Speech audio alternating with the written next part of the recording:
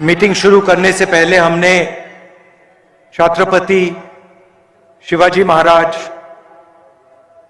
बसवण्णा जी, महात्मा फूले जी, साहू महाराज और हमारे जो महापुरुष हैं उनका फूलों से आदर किया।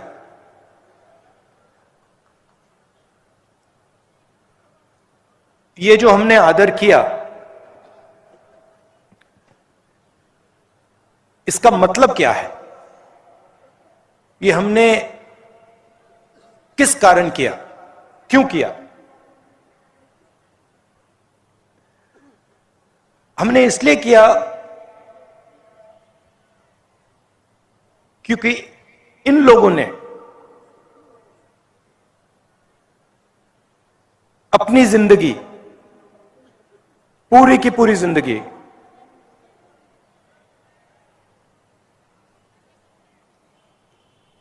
तपस्या तपस्या तपस्या की। इन्होंने और कुछ काम ही नहीं किया। और जब इन्होंने तपस्या की, इनके दिल में जो थोड़ा सा अहंकार था, उस तपस्या ने उस अहंकार को मिटा दिया, खत्म कर दिया, समाप्त कर दिया। और फिर इन महापुरुषों और जनता का जो रिश्ता था,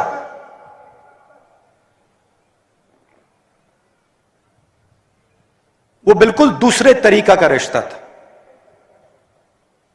उनकी तपस्या का हम आदर करते हैं। उन्होंने जो दिल से अहंकार मिटाया, उसका हम आदर करते हैं।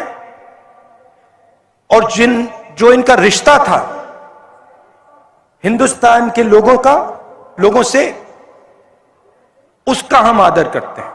इसीलिए आज हमने इनके सामने हाथ जोड़े, इसीलिए आज हमने इनके सामने फूल रखे। ये देश तपस्या का देश है। अब देखिए,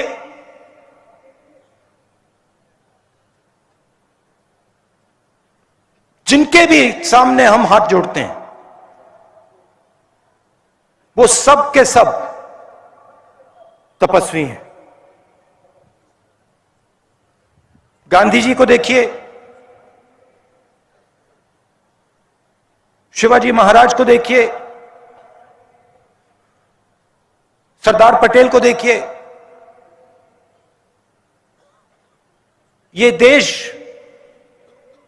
जब भी अपना सिर झुकाता है, हाथ जोड़ता है, तपस्या के सामने अपना हाथ जोड़ता है। सच्चाई है। और तपस्या सिर्फ इन महापुरुषों ने नहीं की। मैंने कहा, यह देश तपस्वियों का देश है।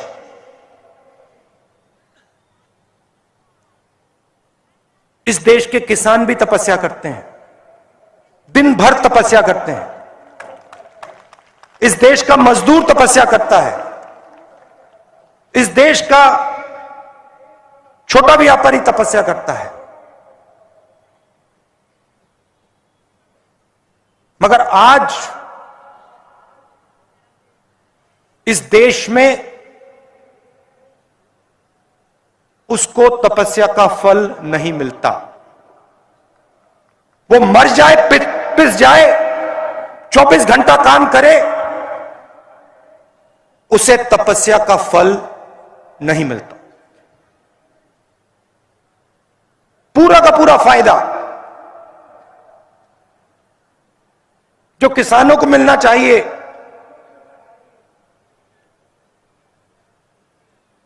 फ्री में नहीं, मुफ्त में नहीं, तपस्या के लिए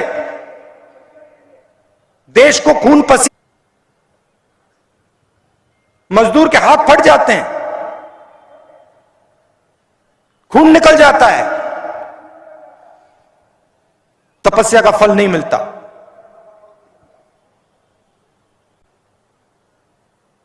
नरेंद्र मोदी जी ने कुछ साल पहले नोटबंदी की।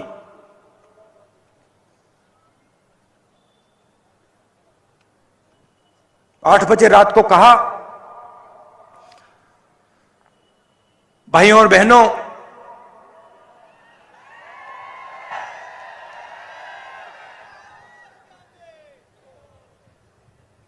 भाइयों और बहनों, मैं 500 रुपए, 1000 रुपए का नोट रद्द कर रहा हूं।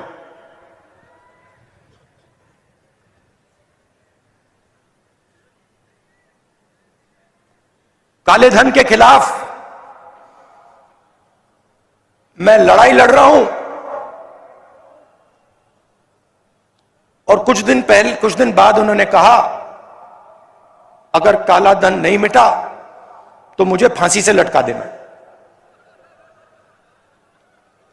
क्या इमोशन, क्या शब्द, फिर आंसू भी निकले। उनकी अलग तपस्या है,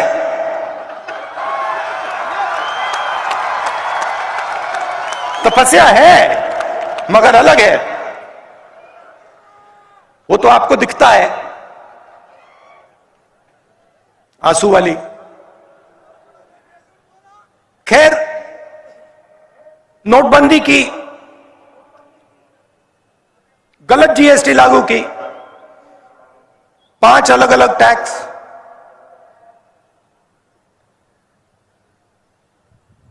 28% तक टैक्स। आजाद हिंदुस्तान में पहली बार किसानों पर टैक्स, फर्टिलाइजर पर टैक्स, उनके औजारों पर टैक्स। आपकी सड़कों पे मैं चल रहा हूं,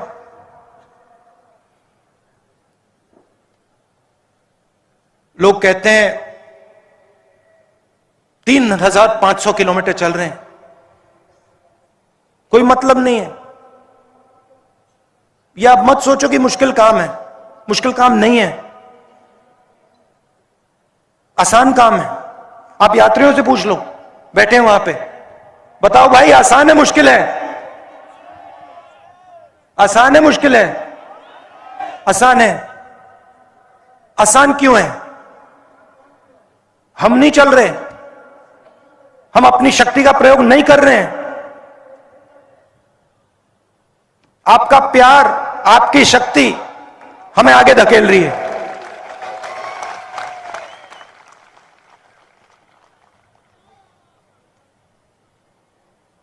सुबह उठते हैं, आज 6 बजे से हम चल रहे हैं,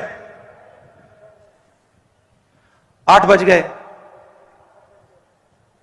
थकान नहीं है। अजीब सी बात है, आप उनसे पूछो। सही बोल रहा हूं ना? बोल रहा हूं ना सही? थकान नहीं है। ये पूछते हैं मुझे, जब मिलते हैं पूछते हैं, राहुल जी ये क्या हो रहा है, हमें थकान क्यों नहीं हो रही? थकान इसलिए नहीं हो रही क्योंकि हिंदुस्तान की शक्ति आपके पीछे है, किसानों की शक्ति आपके पीछे है, मजदूरों की शक्ति आपके पीछे है। कैसे होगी थकान? हो ही नहीं सकती। हम सड़क पे चलते हैं, आपसे मिलते हैं, 7-8 घंटे चलते हैं, किसानों से मिलते हैं, युवाओं से मिलते हैं, मजदूरों से मिलते हैं, स्टूडेंट से मिलते हैं, सबसे मिलते हैं, आपकी बात सुनते हैं, आपका दर्द समझते हैं। मैं अकेला नहीं, ये सब कांग्रेस पार्टी के नेता सब चल रहे हैं, घर कोई नहीं बैठा। घंटों चल रहे हैं। उन्हीं सड़कों पे चल रहे हैं जिन पे आप चलते हो। हवाई जहाज में नहीं, गाड़ी में नहीं, सड़क पे। और आपकी बात सुन रहे हैं। और बहुत समझने को मिल रहा है। आज छोटा सा बच्चा आके मुझसे बात करता है, दो भाई। मैंने पूछा क्या करते हो, क्या करना चाहते हो? पढ़ाई कर रहा हूं। क्या करना चाहते हो? सॉफ्टवेयर इंजीनियर बनना चाहता हूं। स्कूल जाते हो? हां, स्कूल जाता हूं। सपना है सॉफ्टवेयर इंजीनियर बनने का। मैंने गलती से पूछ लिया। मैंने पूछा तुमने कभी कंप्यूटर देखा है? कहता है मैंने कभी कंप्यूटर नहीं देखा। मुझे बुरा लगा। मैंने कहा तुम्हारे स्कूल में कंप्यूटर नहीं है क्या? नहीं, कोई कंप्यूटर नहीं है। क्यों नहीं है कंप्यूटर स्कूल में?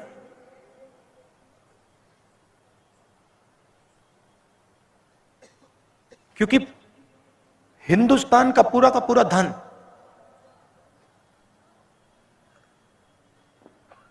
दो तीन उद्योगपतियों के हाथ जा रहा है, इसलिए कंप्यूटर नहीं है स्कूल में।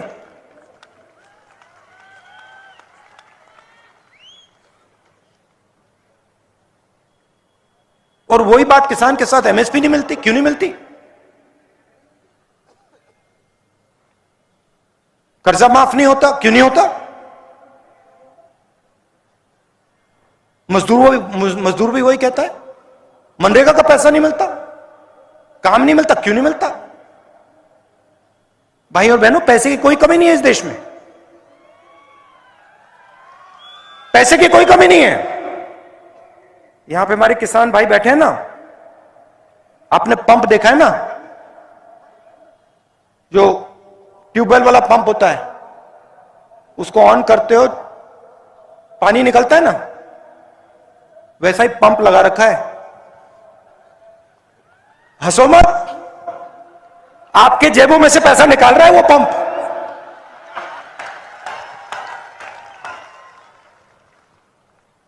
उधर बटन दबता है,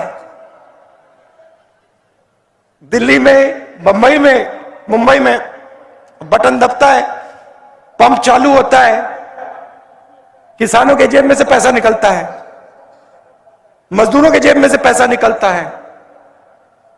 नोटबंदी की, जीएसटी लागू की, आप किसी भी छोटे व्यापारी से पूछ लो, किसी भी स्मॉल और मीडियम बिजनेस वाले से पूछ लो। आज मेरे साथ चले, मैंने पूछा भैया बात बताओ, नोटबंदी से पहले आप कितने लोगों को रोजगार देते थे? कहता है 300। मैंने कहा नोटबंदी और जीएसटी के बाद आप कितने लोगों को रोजगार देते हो? कहता है 50। मैंने कहा वो जो 250 लोग थे उनका क्या हुआ? कहता है मुझे नहीं मालूम।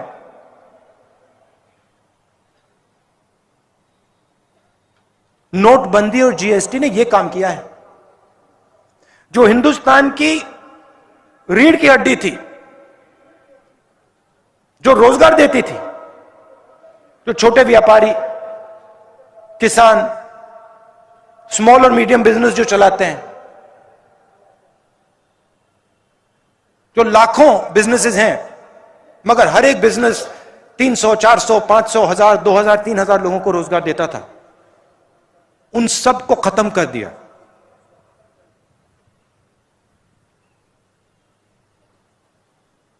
खत्म।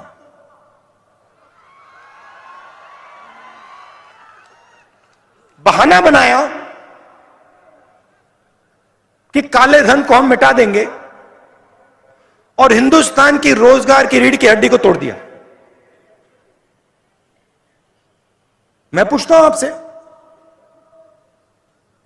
कितने 8 साल हो गए नोटबंदी के बाद? 8 साल हो गए ना? 6 साल, 6 साल हो गए, काला धन गायब हो गया, खत्म। पाए ना। काला धन बढ़ गया 15 लाख।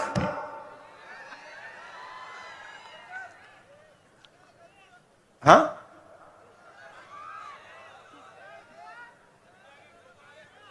जैसे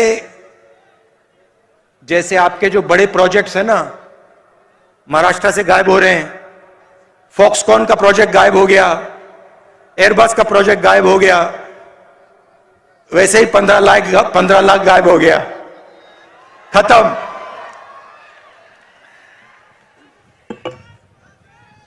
और ये जो इनकी पॉलिसीज हैं,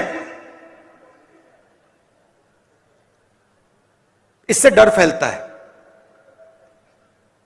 आप किसान को एमएसपी ना दो, किसान का कर्जा माफ मत करो, उसको सही रेट ना दो, उसके दिल में भय पैदा होता है। आप युवा से कहो कि देखो तुम्हें हम रोजगार नहीं देंगे, तुम्हारे माता पिता ने तुम्हारी शिक्षा में लाखों रुपए डाले हैं, मगर तुम्हें रोजगार नहीं मिलेगा, उसके दिल में डर पैदा होता है। मजदूर से कहो मनरेगा बंद कर देंगे, उसके दिल में डर पैदा होता है। और इस डर को नरेंद्र मोदी जी और बीजेपी नफरत में बदलते हैं। ये काम करते हैं और इसके खिलाफ, डर के खिलाफ और नफरत के खिलाफ, ये हमने भारत जोड़ो यात्रा शुरू की है।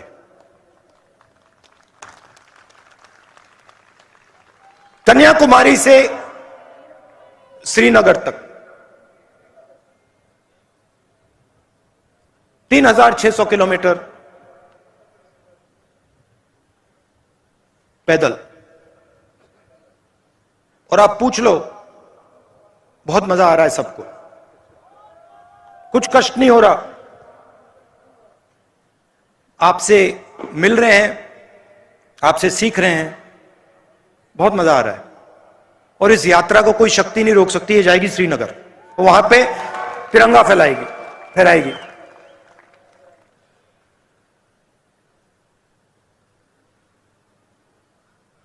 आपने, जैसे मैंने पहले कहा, अपनी पूरी की पूरी शक्ति, पूरा प्यार आपने यात्रा को दे दिया। यात्री चल रहे हैं, मगर लाखों लोग हमारे साथ चल रहे हैं। कन्याकुमारी से लाखों लोग इस यात्रा में शामिल हुए हैं और आप हमें शक्ति दे रहे हो, हमारी मदद कर रहे हो। इसके लिए मैं आपको दिल से धन्यवाद करना चाहता हूं।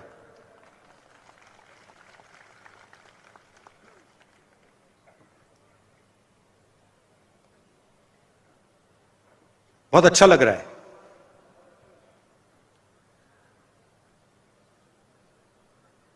बात मेरे दिमाग में आई, पता नहीं कहां से आ गई। बोलूं? शायद नहीं बोलनी चाहिए। बोलूं? थोड़ी कंट्रोवर्शियल हो जाएगी। बोल डालूं? बोल दूं? तो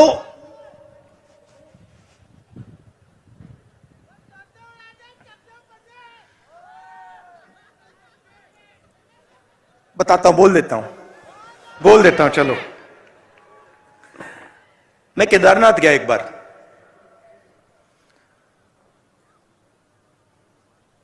वहां के हमारे चीफ मिनिस्टर थे, उन्होंने मुझे कहा कि देखो केदारनाथ जाना है। मेरे ऑफिस में आए, उन्होंने कहा केदारनाथ जाना है, तो कह रहे थे मुझे मैंने सुना और पता नहीं मेरे मुंह से बात निकल आई, एकदम बात निकली। उन्होंने मुझे कहा कि देखो, आप हेलीकॉप्टर से केदारनाथ जा सकते हो। जैसे ही उन्होंने ये बोला, मैंने कहा मैं हेलीकॉप्टर से केदारनाथ नहीं जाऊंगा। मैं अगर केदारनाथ जाऊंगा तो मैं पैदल जाऊंगा, क्योंकि मैंने सोचा कि अगर मैं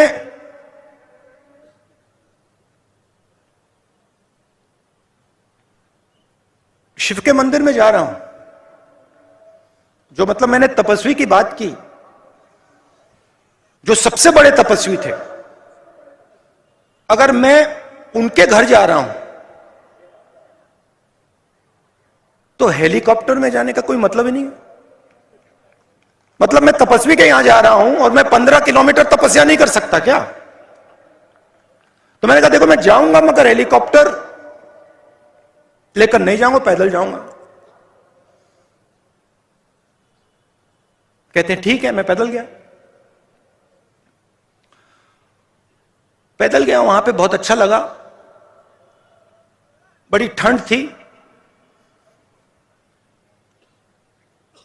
16-17 किलोमीटर है, मतलब पता लगता है कि मतलब केदारनाथ जा रहे हैं, पता लगता है। मैं वहां पहुंचा, वहां पे कोई उद्घाटन था। जैसे मैं मंदिर में घुस रहा था, वहां पे एक आरएसएस के नेता मिले।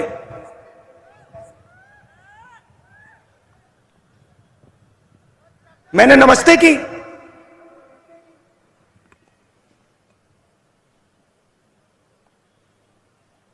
कैसे कहूं, सीधा बोल देता हूं, वजन उनका काफी था, तकरीबन देखो 100 किलो तक था। तो हम अंदर जा रहे थे और उनके पास, उनके साइड में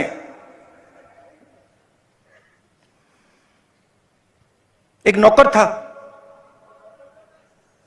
और नौकर के सिर पर इतनी बड़ी टोकरी थी, उसमें फल लगे थे, फल थे। मैंने देखा, मैंने कहा सर ये क्या है? कहते हैं ये मैं फल शिव जी के चरणों पे डालने के लिए लाया हूं। एकदम मैंने सोचा, आप नहीं लाए हैं, आपका नौकर लाया है। मगर जो दिल में होता है, मैं कभी कभी बोलता नहीं हूं। चुप हो गया मैं। मैंने कहा बहुत अच्छा।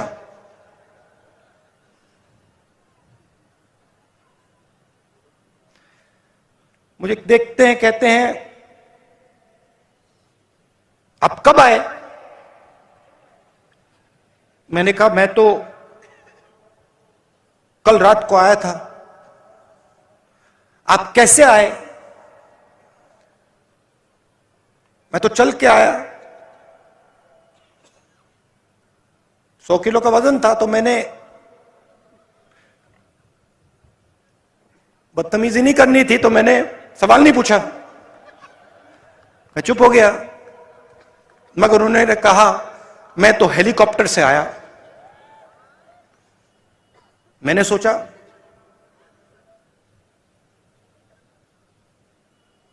अब आ गया दिमाग में, मैं क्या करूं? मैंने कहा आप सबसे बड़े तपस्वी के घर आए हैं। बोला नहीं, आप सबसे बड़े तपस्वी के घर आए हैं, मतलब दुनिया का सबसे बड़ा,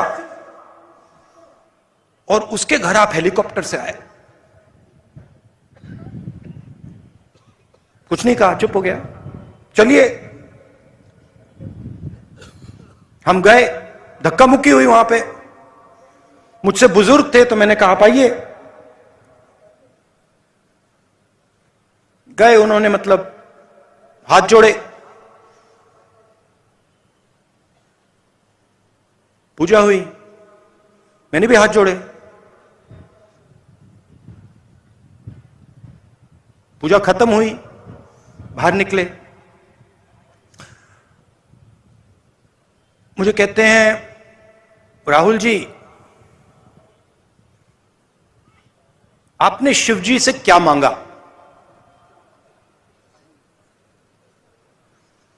मैं चुप हो गया। मैंने कहा भाई साहब आप बताइए आपने क्या मांगा? मैंने सोचा पहले उनसे पूछ लेता हूं। मुझे कहते हैं राहुल मैंने सेहत मांगी, सेहत मांगी। 100 किलो का वजन,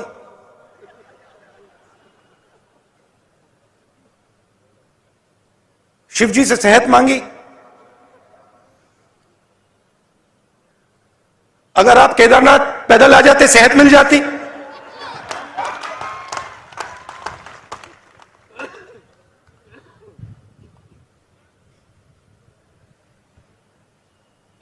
मैंने उसको बताया नहीं। अब मैं आपको बताऊंगा, मगर उसको मैंने नहीं बताया। उसको यह बात शायद समझ ना आती। उनका दूसरा तरीका है, हमारा दूसरा तरीका है। मैंने शिव जी से कुछ नहीं मांगा, कुछ नहीं मांगा। मैं गया, मैंने हाथ जोड़ा और मैंने शिव जी से कहा, शिव जी का धन्यवाद किया कि आपने मुझे रास्ता दिखाया है। यह फर्क है आरएसएस में और कांग्रेस पार्टी में। यह फर्क है गांधी जी में और सावरकर जी में। हम कहते नहीं हैं, हम कर देते हैं।